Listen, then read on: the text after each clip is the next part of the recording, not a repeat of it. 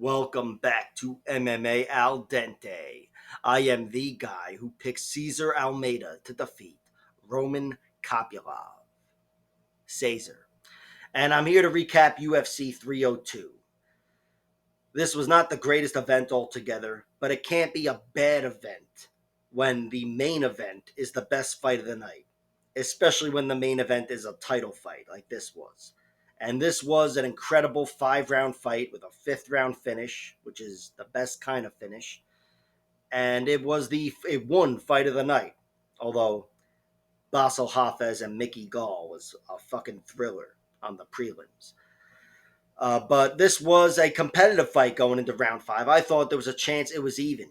Even if I had Islam winning 3 rounds to 1, I still thought there's a chance Dustin won 2 rounds here. And these guys are fighting for the title. Islam is still fighting for the championship in round 5. And he did. And he made shit happen when he really needed to, as far as he knew. Uh, Dustin tried to limp out of a takedown attempt, and Islam pounced on him, snapped him down, and put him in a Darce choke like Tony Ferguson. And I thought it was a beautiful, emphatic finish, and a good championship performance from Islam Makhachev. Because Islam did not look as dominant as people expected him to look. Again, here I am with the people. Yeah, people said this, people said that. I said this shit. I thought Islam would have looked more dominant here in this fight, and he did not. It was very competitive. But even in a fight that wasn't going his way and he wasn't able to fight his fight, he still made shit happen like a true champion. So you got to give him credit there. Like he's shown to have great traits that maybe you didn't expect him to need to show. But he still was put in a position where he needed to make shit happen in a close fight, and he did. But his stock has dropped, in my opinion, with this performance and the Volkanovski fight last year. Not that these are bad fighters. They're two of the best fighters ever, as is Islam, one of the best fighters ever. But I'm saying if you matched him right now with Arman Sarukian or Mateusz Gamrot, and I saw them at halfway decent underdog odds, I'd be playing them. I think Islam's got some tough fights ahead of him. But here, look, this was not one of those hustler wrestler guys. This was the opposite in Dustin Poirier. And Dustin Poirier still gave Islam an incredible fight. And he did so by defending takedowns. Not always, not in every round, but he still defended enough takedowns. And on the feet, I mean, Dustin Poirier, I don't have to explain to you how good he is on the feet, but he gave Islam trouble on the feet. Islam, I still think, handled the trouble well. I thought he handled the striking altogether well with Dustin and with Volkanovski way back in the 5 round fight, not the knockout, obviously. But I think Islam Makhachev is very comfortable to hang with anybody on the feet, and he's a really sharp athlete too. But he's not the perfect fighter, and again, you match him with some of these Saruki and Gamrots here, I think he could be losing his title. So he's definitely not Khabib as far as the perfect record with dominant victories, every one of them pretty much. I know T-Bow and whatever, but Islam Makhachev, he may not ever be the dominant force that Khabib was, but if he's scratching and clawing for victories and making shit happen consistently, uh, then he could have just as good a legacy as Khabib did. You know, he just won't be considered the dominant force. But Islam, hey, he's still going. I'm not saying he can't beat Mateusz Gamrot and Arman Sarukian. I'm just saying if he's an favorite like he was here, anything close against anybody else again, I'm probably going to be playing them. You know, I think Dustin Poirier, I gave his only chance to win being a knockout. But if they were to rematch, I would just play the money line because, hey, decision is certainly possible. So, few new wrinkles to their profiles, but both guys are championship material. Obviously, Islam's the champ, and Dustin Poirier, he may retire, but he is still as good of a lightweight as there is. He can beat Islam. He can beat anybody else. I know he was knocked out last year by Gaethje, but if they were to rematch each other, uh, who knows who'd be the favorite? And Dustin obviously can win that fight like he has in the past. So he's just as good as he ever was professionally. I feel like he's still in his prime, but he's done it all, seen it all, and he's made a small fortune for his family. Maybe it's a large fortune. I don't fucking know. I live by nickels and dimes, so I'm thinking it's a large fortune. But he's got other considerations. You know, he's got to weigh all the shit he's giving to the sport of MMA versus shit he's missing with his family. And, no matter what, there's going to be some regrets. A guy in his position, he's leaving a lot of money on the table if he walks away from MMA. Because his next fight, I mean, I can't even imagine it being like the main event of a fight night. I think that would be too big a demotion for Dustin Poirier. He's a main event superstar fighter. And of course, he's in the realm of fighting Conor McGregor anytime he wants to talk shit. I'm pretty sure he can get a fight booked. And that's a small fortune for that fight alone. So he's in a tough spot, but you know what? I guess with a small fortune in your bank account, maybe it's not so tough. I think if Dustin does retire, I wish him well, obviously, and I know he is going to live well. He's probably got other shit going with his hot sauce and whatever else, and I'm happy for him and his family. I don't know why I'm talking like I know him. Fucking, but yeah, I've been a big fan of Dustin for a long time, and I do think this is the last time we see him. But who knows? I'm just basing that on the way he's talked, but he's been pretty emotional as of late. So maybe I should have let him think on it. But overall, an excellent fight between those two. Sean Strickland versus Paulo Costa, split decision. That means this was a really close fight. It was a split decision. Could have gone either way.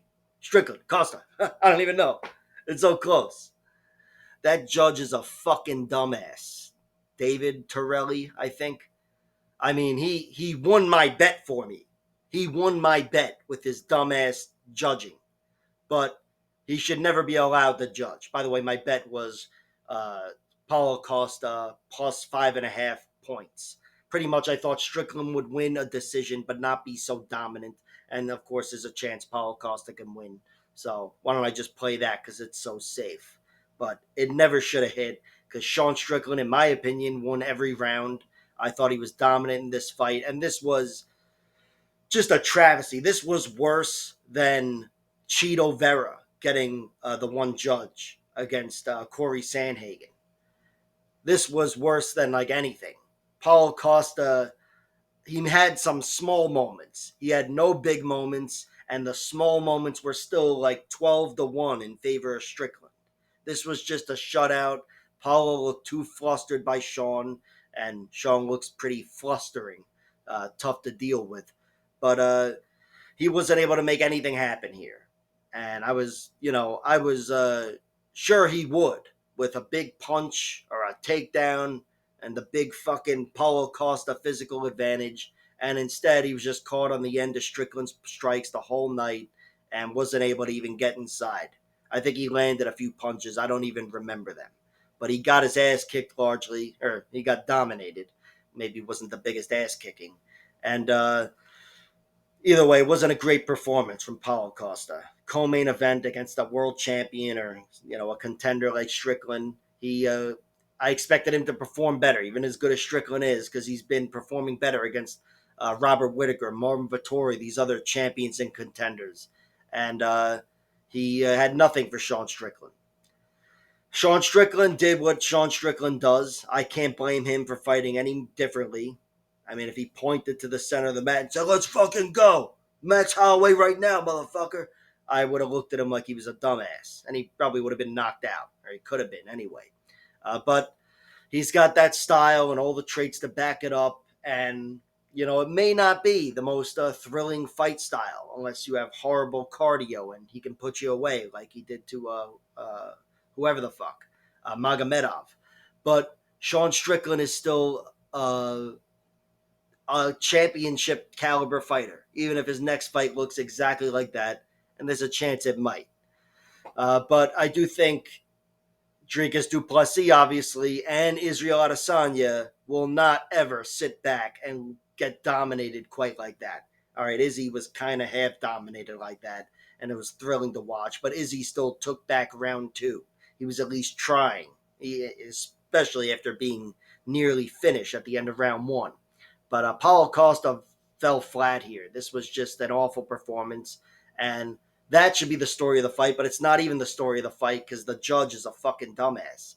49-46. Like, how the fuck is that possible?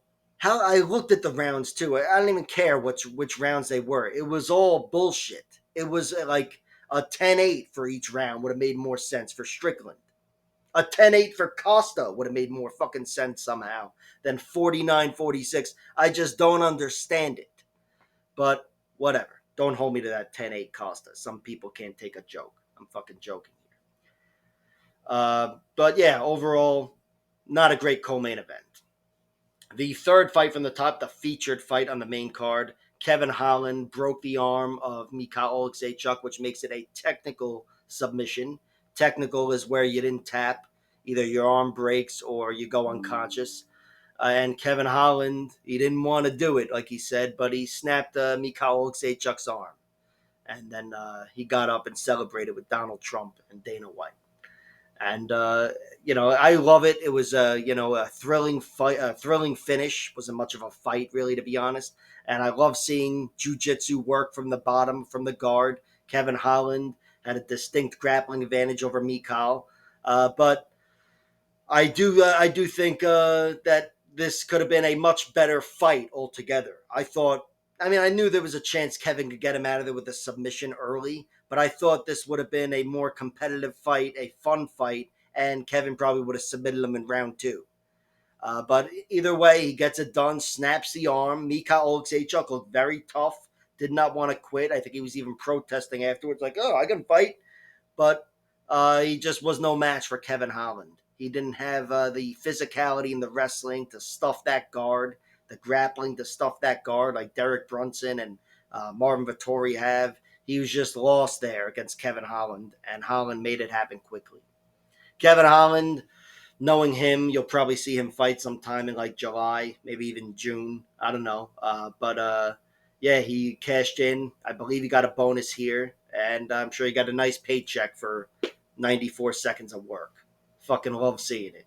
That's why he's like, one of the fan favorites, Kevin Holland. I'm glad he got back on the winning track.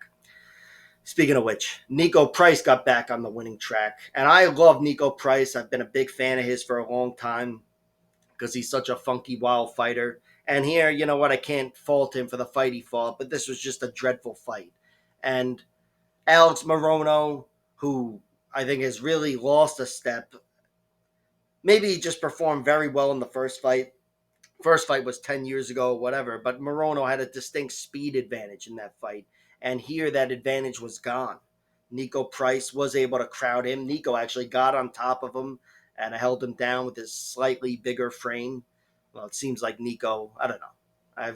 He's a big guy, but Morono was just lost in there. And I think he lost a lot of steam early and couldn't make anything happen later. And Nico was a step ahead of him. It was a pretty dreadful fight.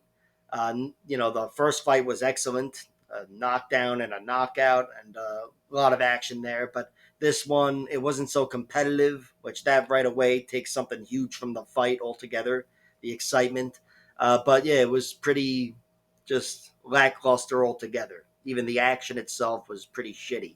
So forgettable fight, but a great win for Nico Price, who I'm sure was possibly fighting for his job there. So he got it done. What the fuck did I just do? What is this shit? Yeah, I want to fucking print something. All right, what is this?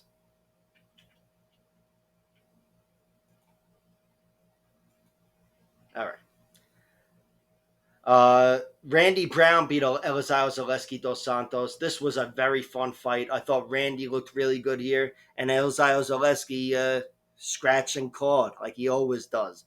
And in the end, made this a very close fight, or a close enough fight. I thought they were even going into round three.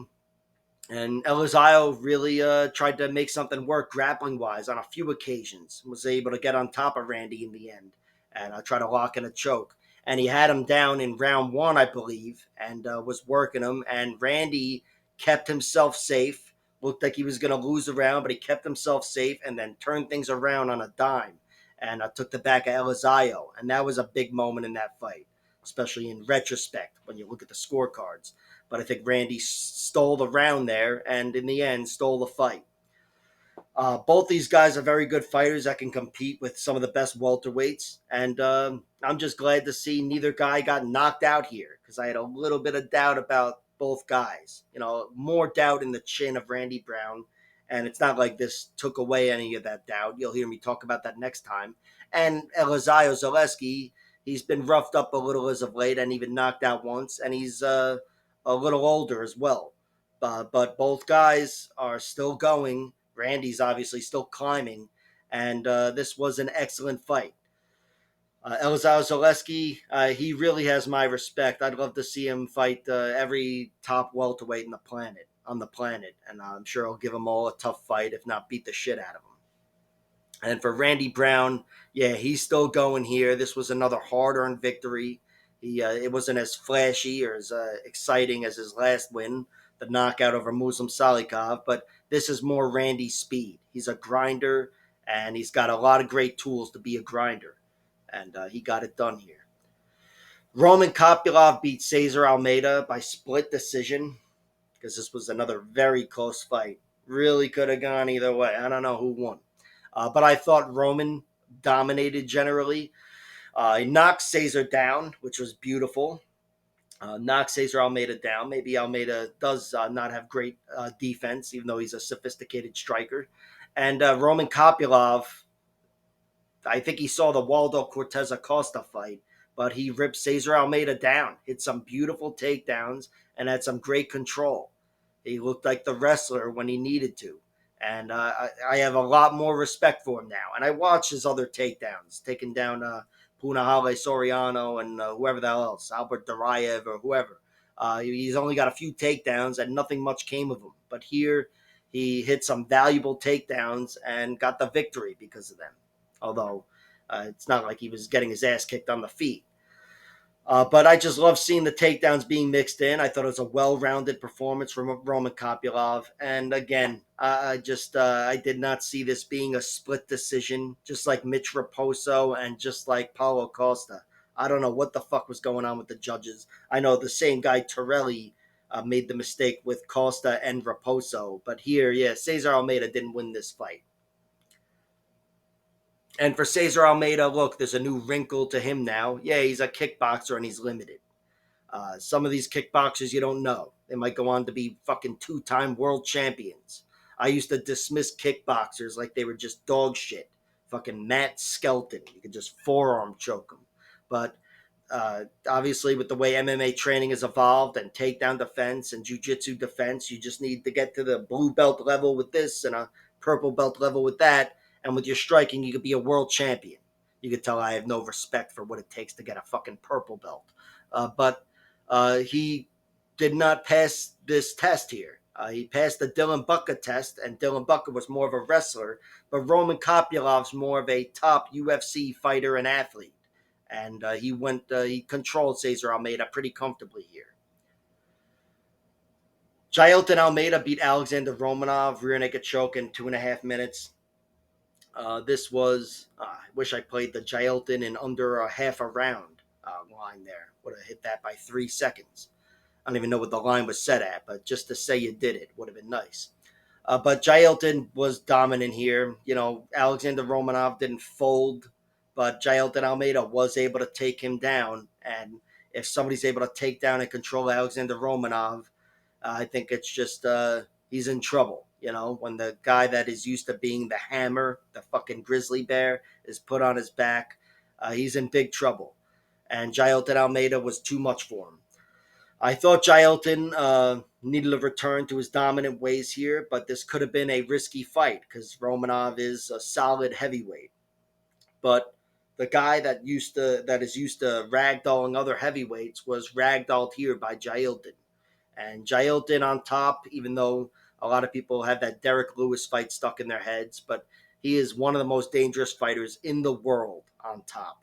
incredible top game grappling, better submission game than TKO's, like his ground and pound. But he's got such incredible control that if he can hold you down, you're probably getting finished in one way or another.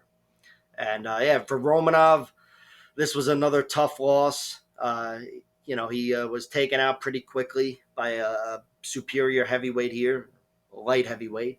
But Romanov, he didn't fold or anything. He didn't fade like he did in the Type of War fight. This was just too much for him. I think a horrible stylistic matchup, and he didn't deal with it so well. But hope to see him return.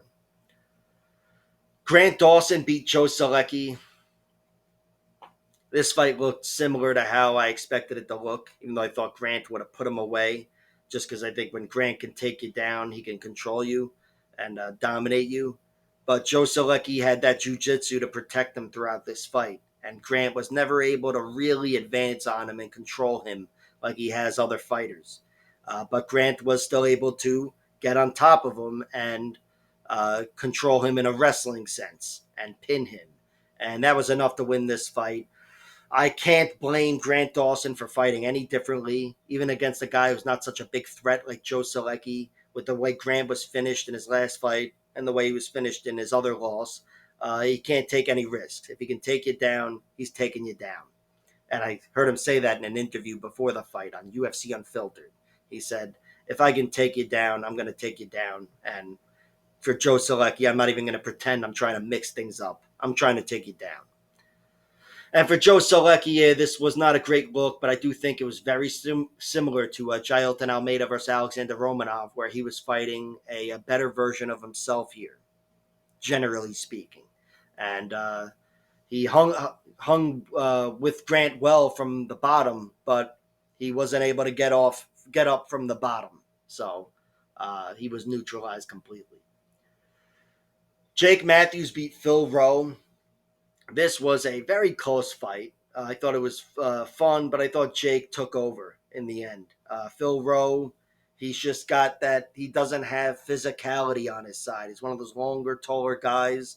And even though he had some good control over Jake, Jake was able to keep himself safe, get out from under Phil Rowe. And once he reversed position, he would hold Phil Rowe down. Kind of like Basel Hafez versus Mickey Gall for the 40 seconds of grappling that there was altogether in that fight, which I'll get to in a minute. The guy with the physicality was able to hold the other guy down.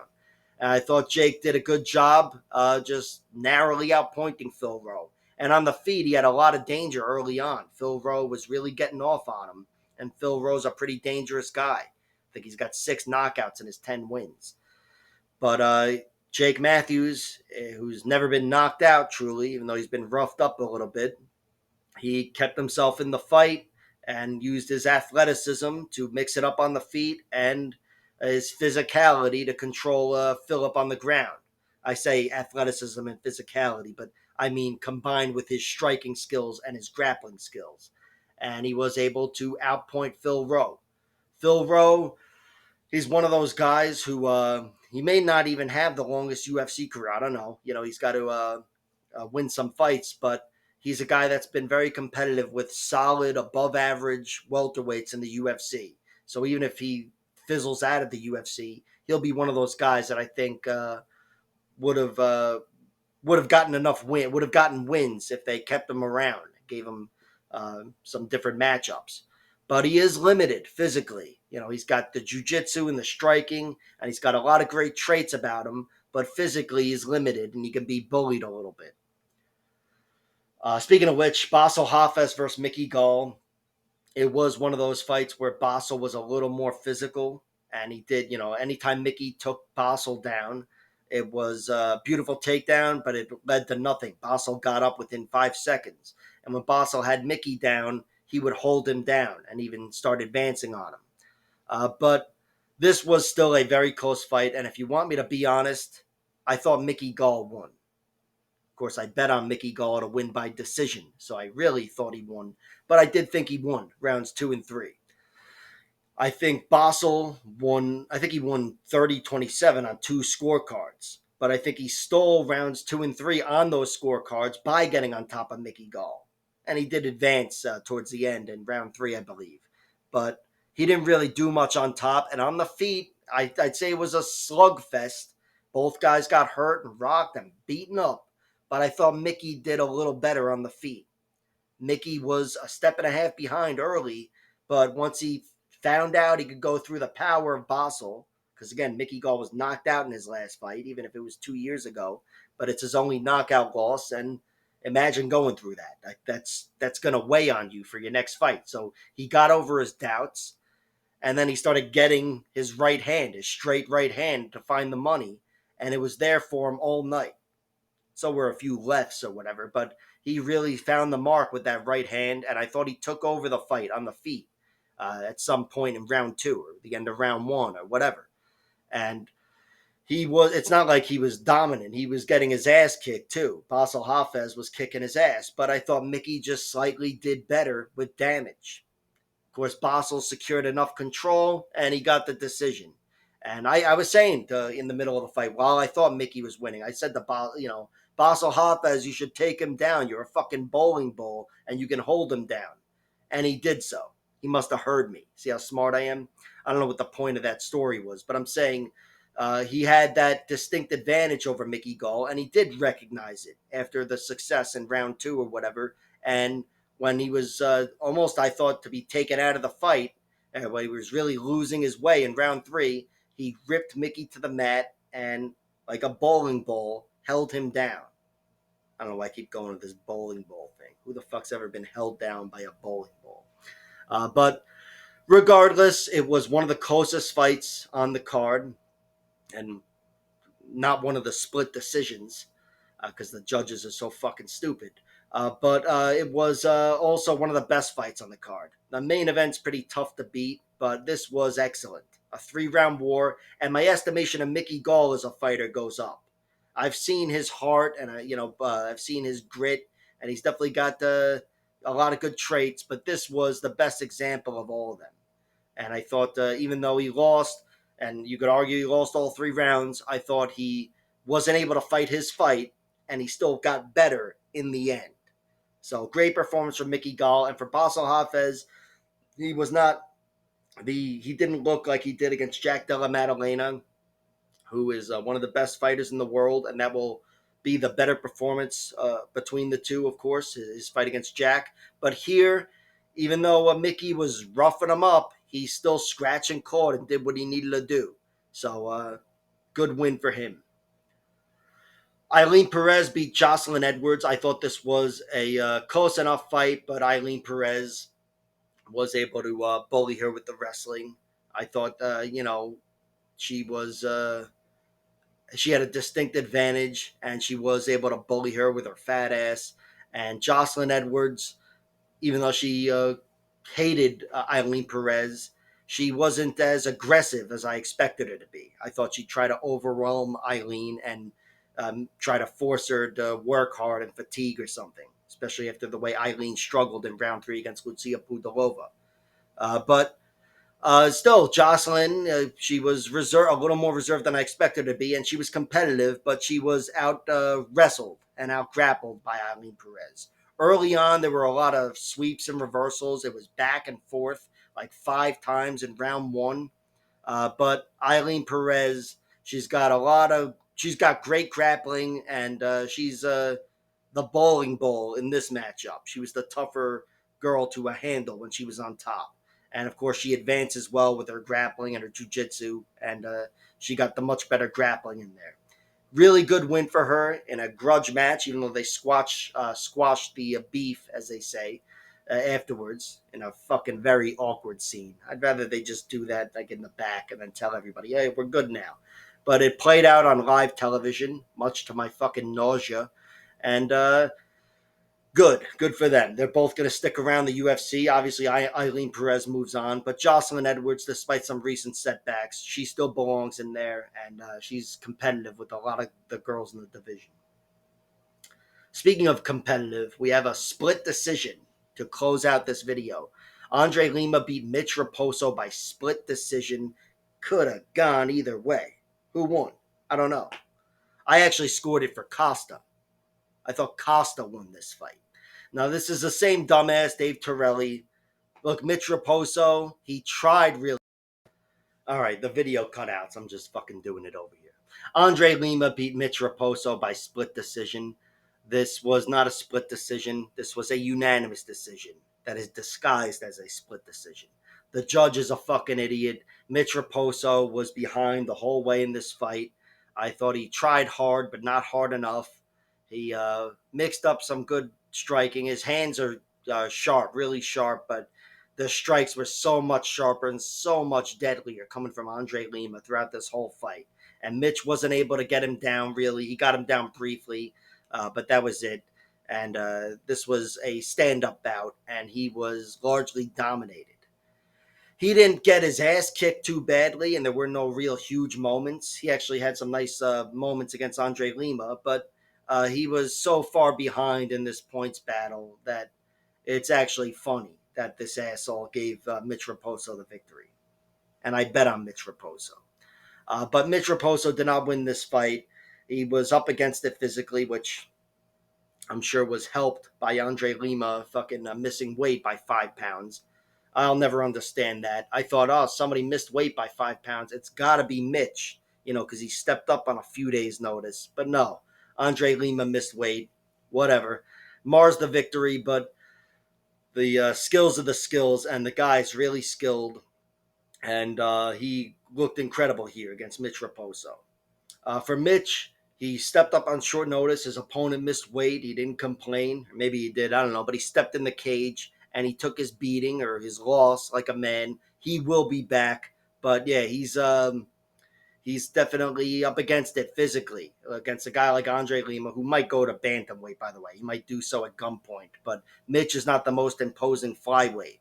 So he's got a lot of good assets as a fighter. But yeah, he's got to figure out a way to get inside on guys that he can't that he can't hang with on the feet, quite like Andre Lima. And I guess he hung with him. It was a split decision, but he lost that fight. And Andre Lima just had twice the firepower he did. Overall, it was a decent fight, but nothing great. And the event altogether, I'd say was like a fucking C plus. But it would have been a D if it wasn't for Islam Makhachev and Dustin Poirier, the main event coming through in a big way. Like, share, subscribe, all that horse shit, and check out my other videos.